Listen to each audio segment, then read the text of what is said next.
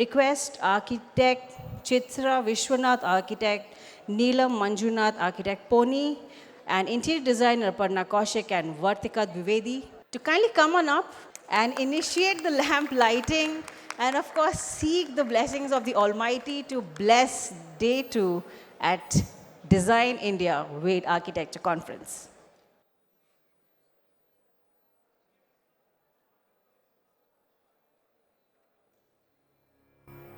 This is not the first time that we are doing Masterclass with Mentors. Masterclass with Mentors is the flagship session of Wade Asia event. We started in 2016 with the Masterclass with Mentors. And since then, it has only grown with the years, with mentors adding lot of their expertise for the newbies and for the startup firms. This is specially designed for those architects and designers who are starting up or in their growing years, and they want to address a lot of questions which they are not able to find solutions to. So today I have with me a very special lineup of mentors here, and I'm really excited to have the interactions. After the interactions, we'll go through, for a discussion on different topics. We have segregated the topics into 10 topics, okay? And I will ask the mentors different questions related to that, and we will go for a discussion. And after the session, please feel ready to ask your questions to the mentors. So my first question, I think it will be about starting up, the do's and don'ts of starting up. Now, who doesn't, there are a lot of architects and designers who want to start up their own firm, but they have a lot of doubts, questions in mind.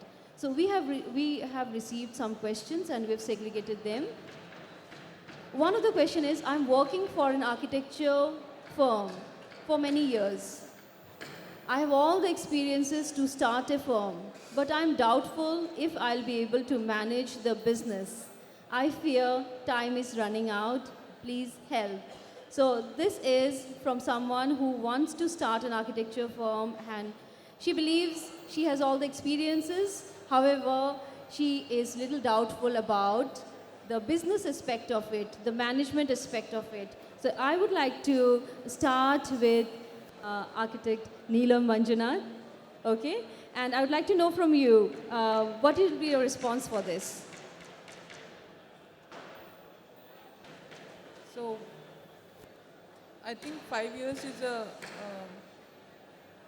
pretty good amount of time that you have taken experience. If you have taken in only one firm, you would have risen from where you have started, and then you have grown up to some slightly senior level, or maybe from a junior architect to an architect. If you have been able to learn also managing projects during your tenure in that time, I think you should be able to start with smaller projects. And one advice would be that when you're starting, don't try to get big projects. You might really end up, into a lot of issues. So 5 years is a good time. You have got experience. You can start on smaller projects first, and slowly graduate to bigger projects. Try to consolidate your work culture, what you want in your office, with a smaller group of people, 1 or 2 people, 3 people to start with, and then take a scaling up thing slowly. I think that should be able to work. Thank you, Neelam. My next question is to Aparna. Aparna, there's a question which says, I am so full of ideas that I want to start my firm immediately after my studies. Some people are suggesting me to get working experience before starting up. What do you suggest? She wants to start a firm immediately. She's not able to wait. She's full of ideas. Well, it is the prospect of having your own company is very exciting. And there's no doubt that the young generation is getting very lured with it. Also, when you look at, established architects, you get the idea and, you fancy yourself in the same situation. But I think what is important is also to understand the advantage and the importance of practical training. which is something that you can only get by putting those number of years into your practice and into being an office where you witness the day-to-day life challenges that the firm is facing, right from design conception to let's say execution, awarding work to contractors, team building, all these aspects of running a firm. You can learn better if you are able to witness it first under the guidance of somebody. I think you can't undermine the importance of that. So it's very, very crucial for you also to, when you stay with a firm for a reasonable amount of time, there is a lot of network building also that happens over the years. You already know your contractors, your vendors, and it sort of facilitates you to start your own firm. So vis-a-vis, if you immediately start, these are all the things that you will have to hit and try. In the process, you might end up losing a lot of time. So I think it's very important for you to first take a practical training. Thank you so much for this. So, not to undermine experience and to get some experience before doing this, because it's not about the excitement alone, but it's about a lot of things coming together. Right, Aparna?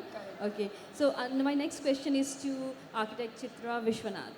So, Chitra, we decided to discuss on everything. She did not select any particular topic that she would like to discuss because she says that these points raised by young ones are so relevant that we need to discuss and may not be coming out with the solutions, but maybe coming out with a lot of points which may help them. So I would like to start with the idea of team building. Whoever starts a firm understands the importance of team building and how much goes into it. So Chitra, there is a question about team building with us, which says, we are not a startup, my firm is 15 years old, and yet I'm struggling in creating a good team. They are not new, they are 15 years old, and yet they are struggling in creating a good team. I admire the way you all are working, all the mentors here. Please share if you also face such issues and how to create a good team. So, Chitra, over to you. One thing wrong with this question, which wants to make a team, it says my firm. If you want to make a team, you have to remove your own ego. That's the first thing. And I'll tell you my example, my experience. So, yes, I started on my own, and in about 10 or 12 years into the office, and this is all because of lack of creativity. I didn't have a name. It was just called Chitra Vishwanath Architects, nothing else. So a colleague of mine, who was an integral part, one day mentioned that, I really like the work here, but I don't like to be working for a name. Until then, I hadn't realized it was a name. And we, in another month's time, we decided we'll call ourselves Biome. But it was such an important thing. But before that itself, it was a team because we would share every bit of it. When you have mine, then you don't share how much money is coming, what are the projects, you don't share projects. If you remove the mine and then say, okay, whoever is free takes up the project.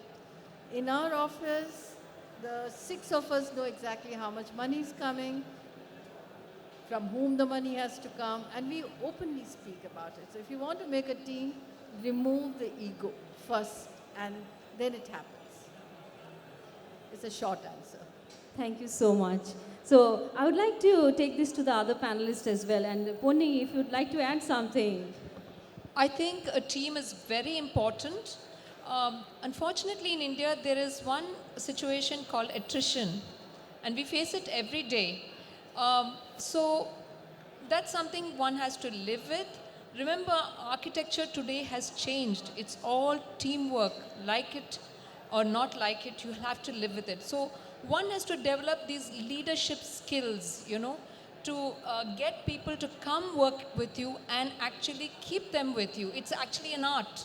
It's something that I'm still working on. It's not an easy task at all. So this business of team is important. You'll have to face up and live with attrition. You'll have to motivate your team, and I absolutely agree that you'll have to remove this word called ego off your brain.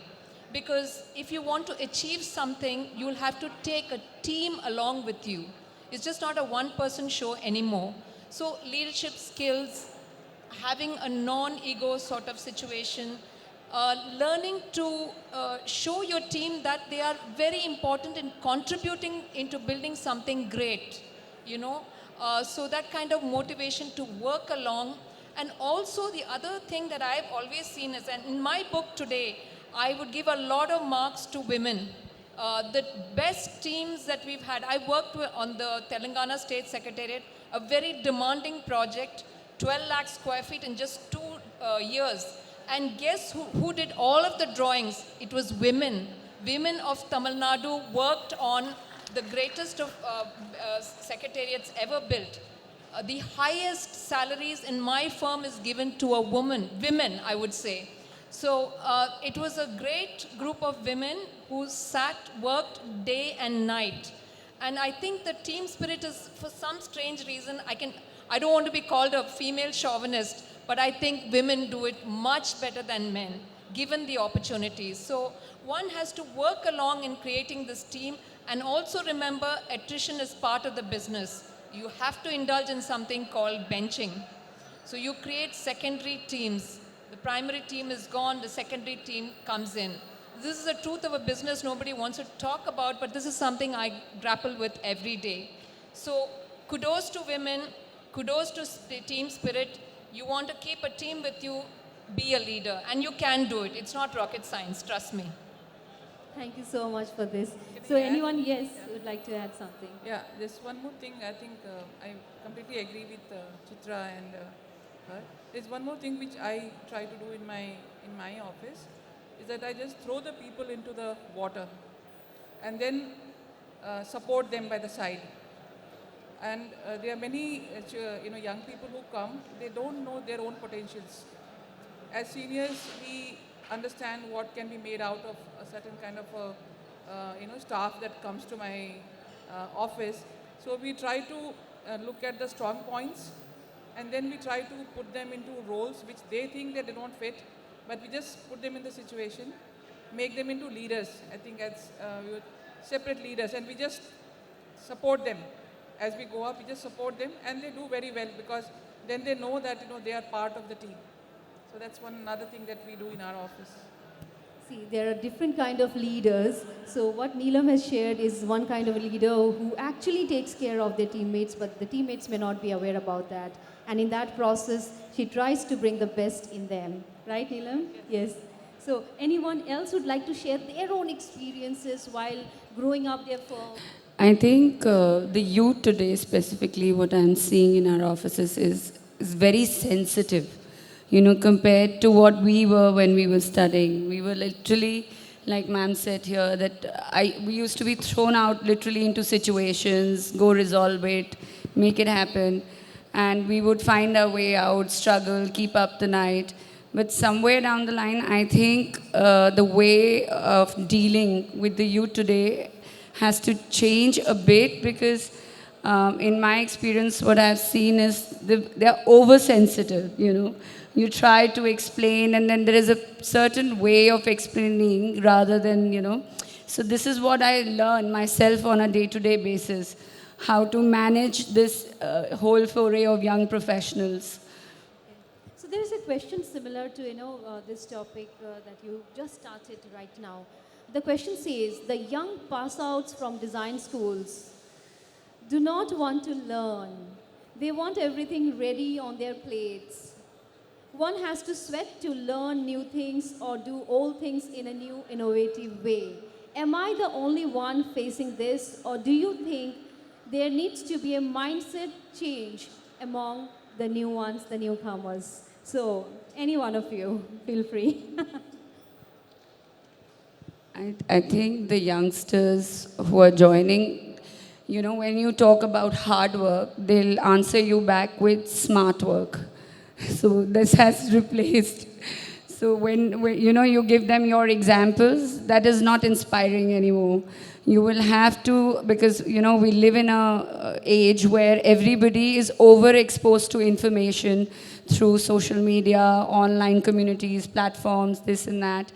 The youth today is very well informed than what we used to be at our times when we were studying or frankly out of college. So they are already, their head is full with ideas and you know these glamorous architects they follow on Instagram and this and that.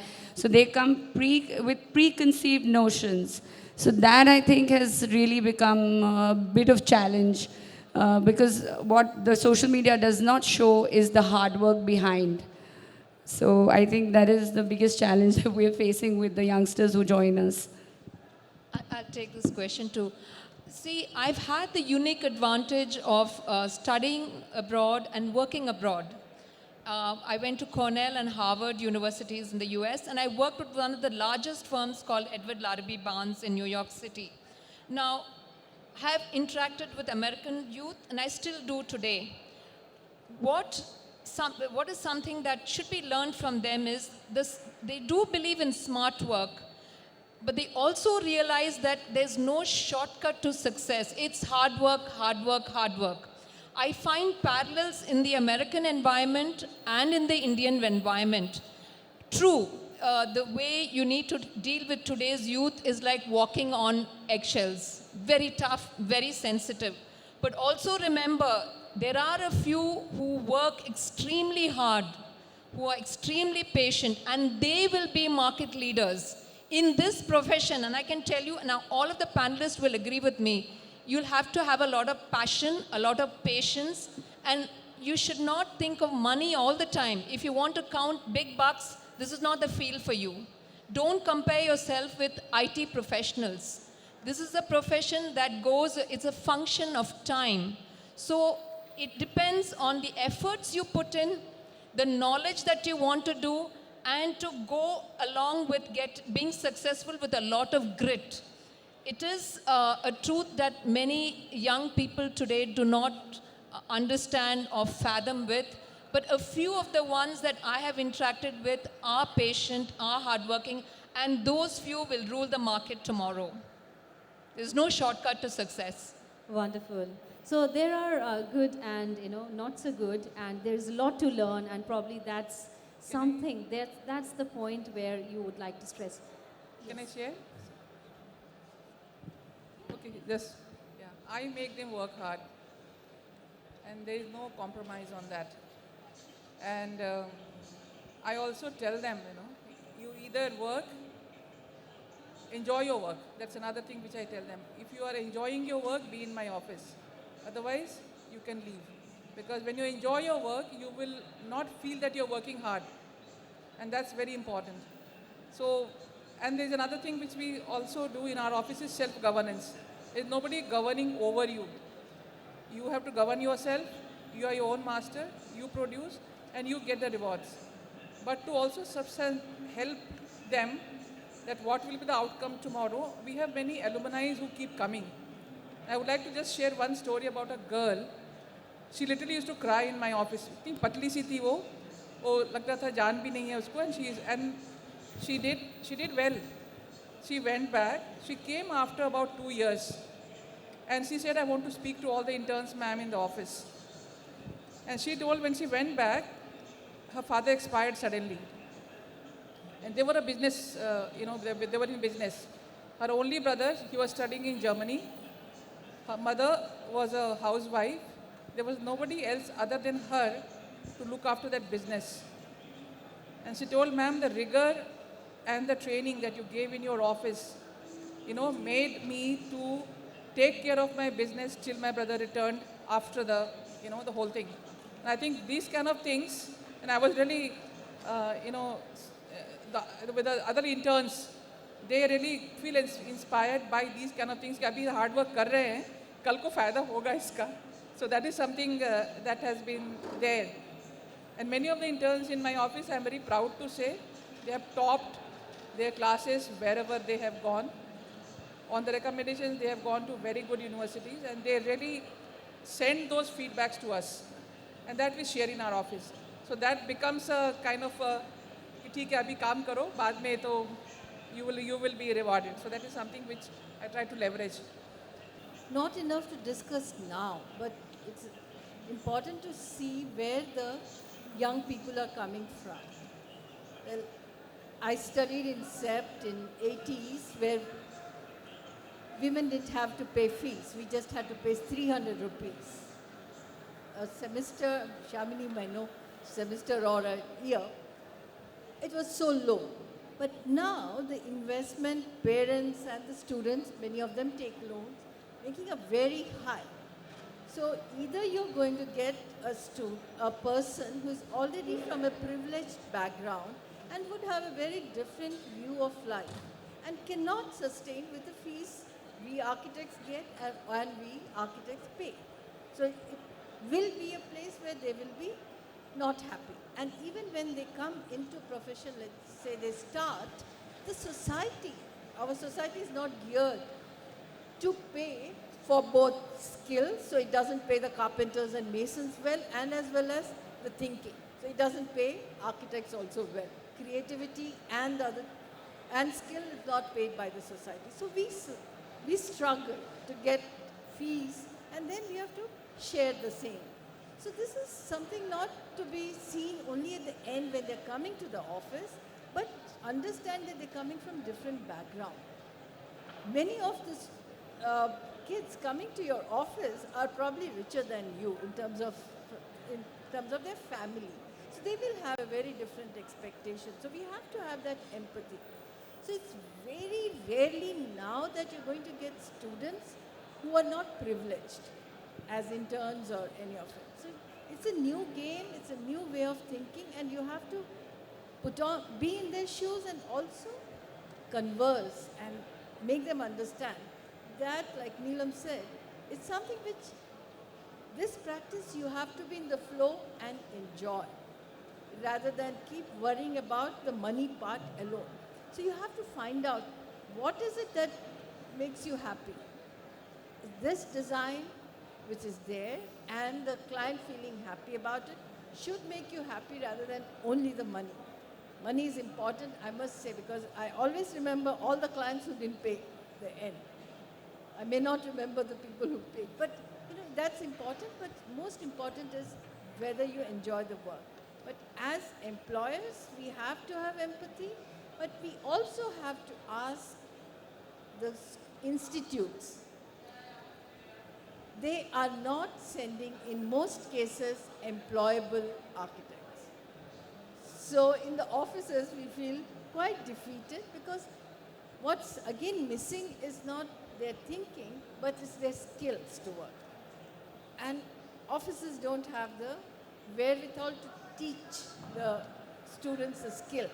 So there's something where I think the society has to gear up to make the younger feel like working on architecture, because frankly, we have so many architects, but we are producing really bad architecture in this country.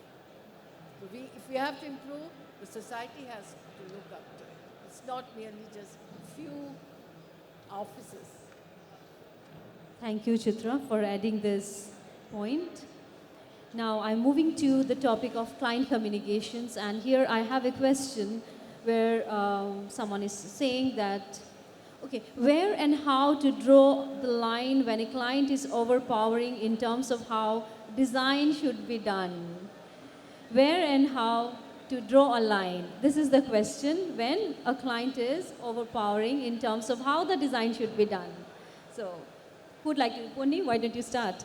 Okay, this is a problem all of us face all of the time, especially if you're a woman and you're dealing with a male client. Good luck to you. Lucky for me, my experience in America taught me one thing, that you have to be nice but firm. There are two issues in architectural practice, and especially in producing a product, and the one is time, the other is money, besides your creativity, of course. So there are clients who come and tell me, well, you can do it this way. The smartest thing to do is, listen, it's going to cost you money, it's going to take a lot more time. These are the two factors that clients listen to.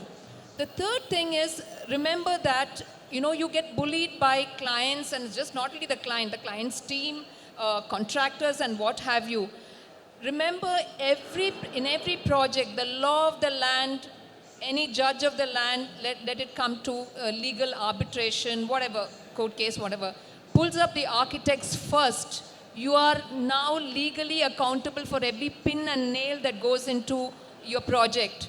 And you should know that you are legally accountable for just about everything. And so I always tell my clients, listen, I'll do it the way you want. Give it to me in writing that I'm not now legally accountable for this particular decision. And it frightens the daylights out of them.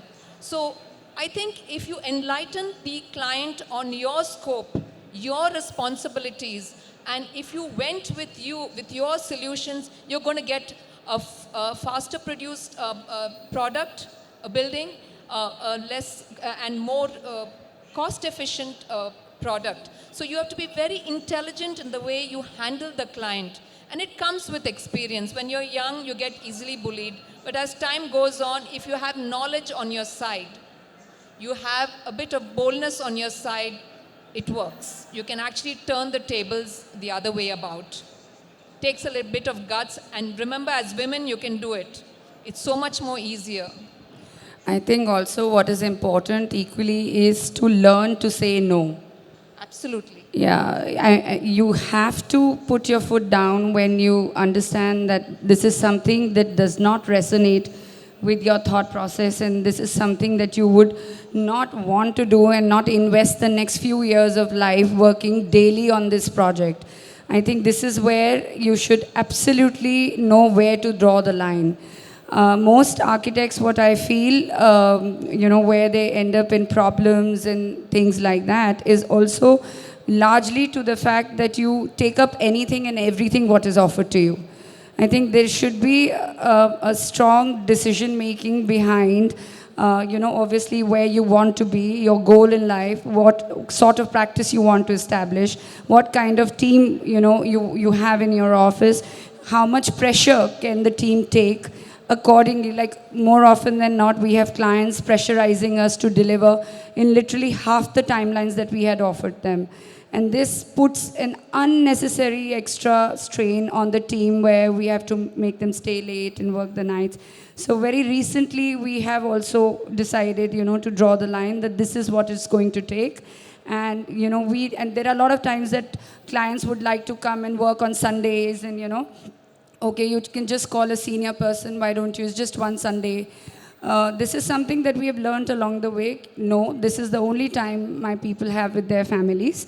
And we need to understand that. They don't appreciate it. They work very hard through the week. This is not what we will encourage. So somewhere down the line, these kind of decisions will have to be put forth in front of your clients. And gradually, I think this will become the culture of the practice. I feel this is very important to also understand. Hello. Yeah, I think for me it's a very interesting question. I started working with bamboo in 1999. And at that time, I must have been doing around 10 lakh square feet of construction projects and things. And then in 5 years, when I started getting some few awards here and there, it came down to 1,000 square feet, 2,000 square feet. आप तो केवल bamboo करते हैं ना? So you are the bamboo lady. And then if you get a client and you try to tell him, no, I can do the whole building. नहीं, आप केवल एक वो कैफे कर लीजिए, वो दूसरा building कोई और कर लेगा. It's like, so it's a very interesting question for me, and there will be another kind who will say, but you are promoting bamboo, right? So you cannot charge so much of fees. Okay, I'm promoting bamboo. For promoting bamboo also, the people who work for me, they have to pay their bills, right?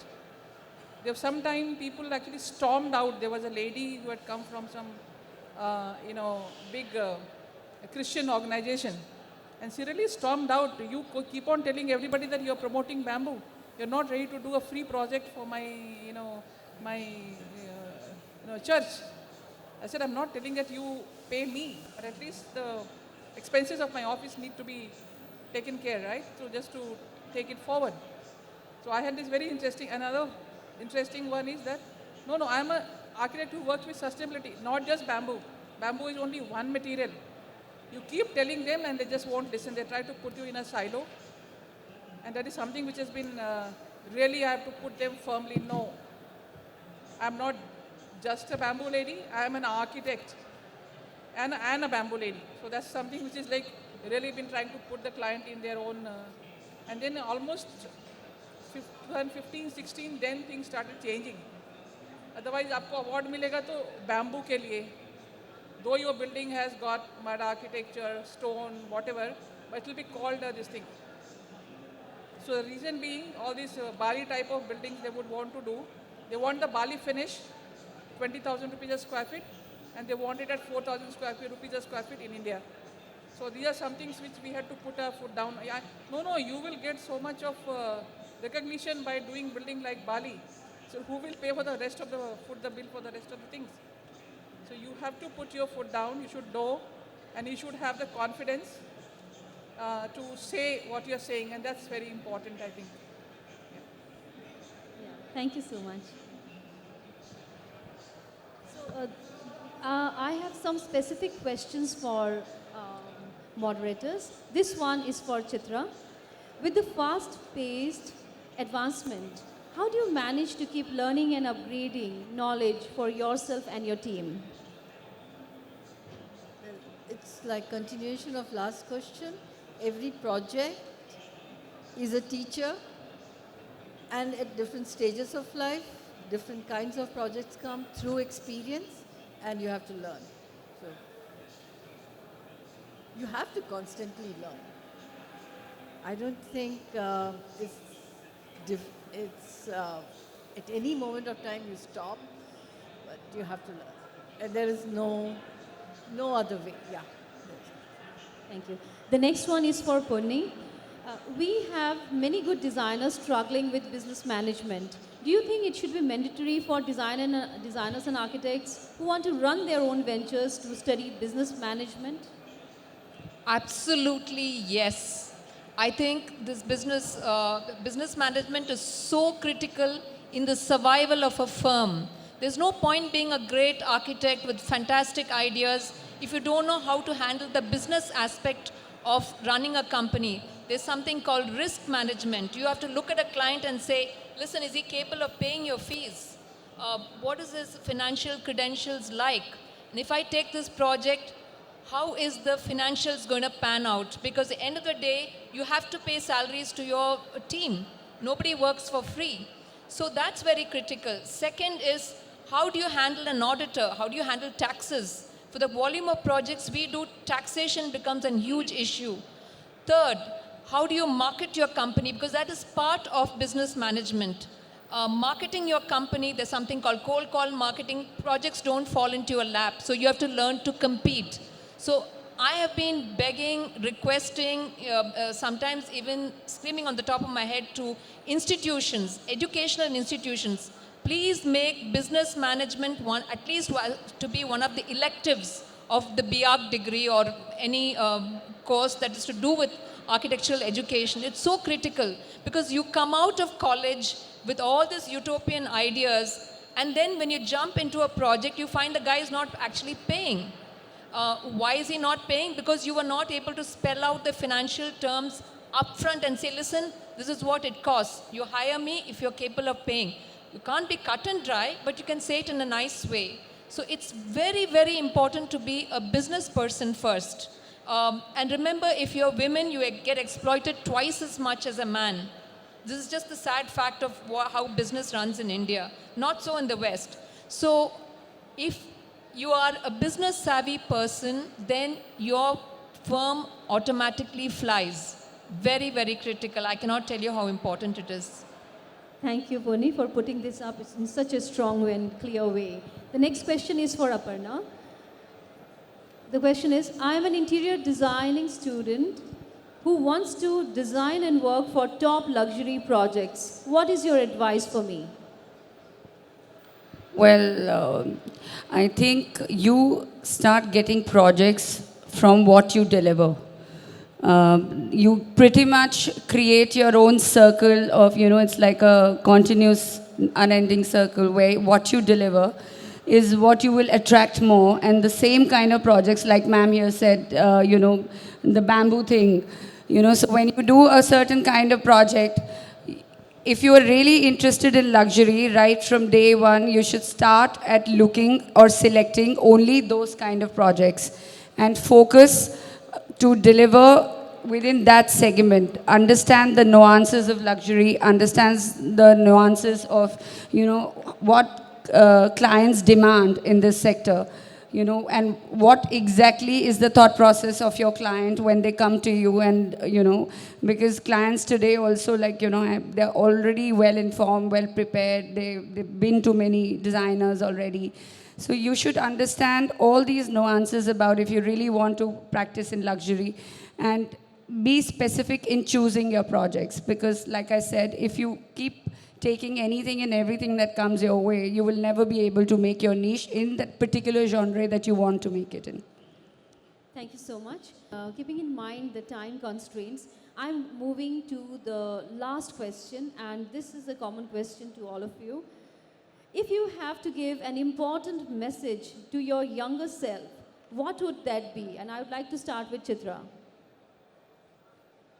Just be the way you were. I think I enjoyed my youth quite a bit. I enjoyed the way the practice started.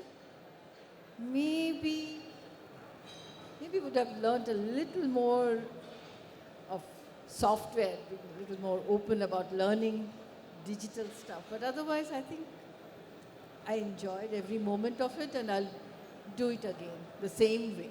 Absolutely no changes. Yeah, I think I almost same as Chitra. I have enjoyed my journey and I still enjoy it. And the ideas that I had at that time, I still continue to work on the same. So I wouldn't want to change. But yeah, I think I wish I could have learned a little bit of business management. That's where I am absolutely zero. And maybe some PR, I suppose. That also I'm very bad at. So maybe, and in today's world it is required. So if there would have been something, I think would have been better. Yes. Yeah. Thank you. I think what I would tell myself is to listen more and talk less. This is what I would tell my younger self, and probably a bit more patience. That I tell myself even now. I've had a fantastic 3-decade practice in India. I worked with the best, and I've had my times of joys and sorrows, but here's the thing I would have advised, I wish I'd had. Please, please learn emotional intelligence. Please, please develop people skills. I cannot tell you how important that is to clinch a business deal. You cannot let emotions overtake, your actions or your reactions to a client's question or whatever. So emotional intelligence and people skills, very, very important. Thank you so much for this. And I would like to take just one question from the audience, if there is anyone who would like to ask a question. Good morning, the panelists. It was a very absorbing panel discussion. We had a lot of takeaways from this panel discussion. I'll just give a brief intro about myself. I'm architect Amrit Pawar from Chandigarh, and I've been practicing since 20 years. And half of my journey has been into academics. So I have been an academician as well as I'm a practicing architect. So my question is to the senior architects, because they have more experience, because the kind of practices that they are doing, you guys are doing, more of younger generation is definitely coming and joining your offices. So I totally agree with you that the kind of younger generation that is coming out of the architecture colleges is not up to that mark that a profession demands right now, and has not been that a profession has been demanding since last 4-5 years, because of technology things are moving very fast. But I believe, and I have this question from you as well, don't you think that our body, COA, Council of Architecture, needs to play a very pivotal role in assessing how many colleges does India need in totality? because the intake from 40 has suddenly jumped up to 120. So how will the architects be taught in a college where there is not enough faculty, not enough visiting faculty in that zone to teach? So how will the brighter minds get taught in this kind of scenario? And do you think COA has to play some important role in this, or the situation should be the way it is? Yeah, it's a difficult question, and we are in this capitalistic society, so the market would play. You have seen that many of the schools don't even have a double-digit admission right now. So the market would play, and like Ponni was saying, it would require that you have a better PR, and for that better PR, you have to do better work in the institutes. Soon, people will not pick up students coming from certain institutes because you know that they are not good. So it is, in fact, if you are a committed academician, you have to create that institute. It's not waiting for God like COA to do something, but what is it within the academician that drives them to be academic and be able to give knowledge? We remember each and every, or the teacher who affected us, who gave us knowledge. We don't remember the people who didn't, or didn't interact with us. So I think it's extremely personal. I know personal is political, but right now it's extremely personal. Which school, which teacher is giving the best input, that's the future. Can I take this question, Vertica? Vertica, just Yes, let me. please. Yes, Yes. but this percentage is very low. Matlab, as far as I have seen in my entire academic career, one thing is, once the visiting faculty, in fact the practicing architect, not the visiting faculty, the practicing architects are not into teaching. That's number one. Because very few of us are practicing architects as well as teachers. That's a very lesser, very small percentage of combination that we find. And second is that younger people who are just graduating from colleges are getting recruited in the same college. And that is a very sad scenario, which should not be happening. As faculties, this is exactly what my junior was telling me yesterday, that he graduated from the college and they were being taught by seniors who were just 2-3 batches senior to them, which I felt really sad about. I'm going to address that question. You know, the good thing that's happening right now, I don't know about the northern schools, but the southern schools, admissions are dwindling. There are single-digit admissions, and in Tamil Nadu, they had 100 plus schools. They're all shutting down. 50% of them are shut down. And I think there's something called a market force that we're all not looking at, but that is dictating the kind of institutes that will flourish. So what's happening in Tamil Nadu today, the good institutes are still there. The lousy ones who started off with a very commercial aspect in mind is dying out. The good institutes bring in, practicing architects to, address students. So that's what's happening in Tamil Nadu. I don't know how it is up north, and I agree with you. The kind of students that are coming out today, not on par with what it used to be. Second, Council of Architecture. I don't know how many practicing architects are sitting in these councils and making a hue and cry. Very few of us do. Actually interact with Council of Architecture and say, listen, this is a problem. What are you doing about it?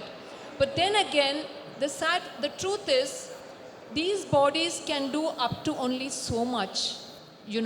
So today when I take interns, I take very few, but I mentor them, I spend time mentoring them. I also make sure that the ones who are really interested in architecture are sitting in my office. Otherwise, please leave. Very, very clear about this. There's one more thing I would like to suggest, that anybody who is recruited should not have less than 5 years experience in the field before they actually, or masters or whatever they have done, before they start teaching. Fresh graduates should not be, recruited at all. Thank you so much. Thank you. Thank you. Ladies and gentlemen, a big round of applause. Firstly, ma'am, amazing question. Thank you so much for all of your rapt attention, and what a question to put. A bigger round of applause for our masters right in front of you. Ladies and gentlemen, there's a reason why this session is called the Masters Class, right? These are the masters in their field, the living legends, the institutions, and whatever you spoke, right, it was not just applicable to design and architecture, but about life in general. So a profound session for sure. A bigger round of applause. A bigger round of applause we must add to Miss Vertica Dvivedi for handpicking these leaders and of course Vade Asia. You are the reason why we are experiencing them, and I have a point to make. If there is one person who's sitting first row, first seat, and the first to applaud at everything our leaders say, it is Miss Vertica Dvivedi. I have been observing since yesterday, like a proud parent watching their children win, ma'am. That is a sort of energy we get from you whenever is it that, you know, all these experienced leaders share knowledge. So thank you so much, Vertica ma'am, for everything. And we'd like to present our leaders with a token of our appreciation.